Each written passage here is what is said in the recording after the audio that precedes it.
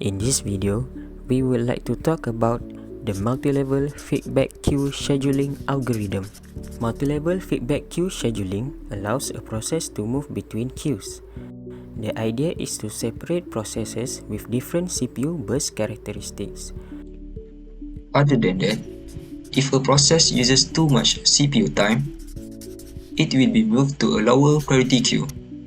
In addition, a process that waits too long in a lower priority queue may be moved to a higher priority queue. This form of aging prevents starvation.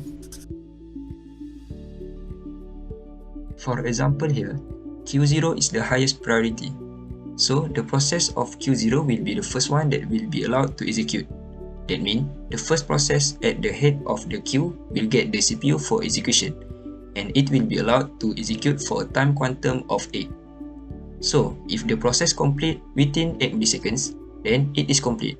But if the process did not complete its execution within the time quantum given, then what will be happen is that the process will be moved to the tail of Q1, and then the process of Q1 will be allowed to execute only when Q0 is empty. Now we assume that the Q0 is now empty. Then the process in Q1 can now begin the execution.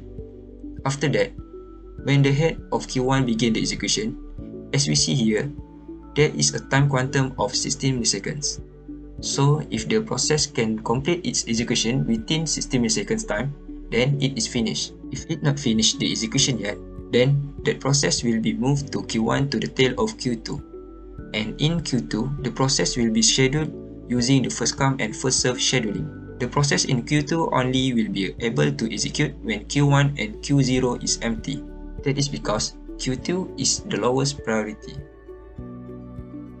A multi-level feedback queue scheduler is defined by the following parameters, which are the number of queues, the scheduling algorithm for each queue, the method used to determine when to upgrade a process to a higher priority queue, the method used to determine when to demote a process to a lower priority queue, and lastly, the method used to determine which queue a process will enter when that process needs service. Okay, the advantages are the scheduling algorithm is flexible. It allows different processes to move between different queues. The disadvantages are this algorithm is too complex. It also can lead to the production of more CPU overheads.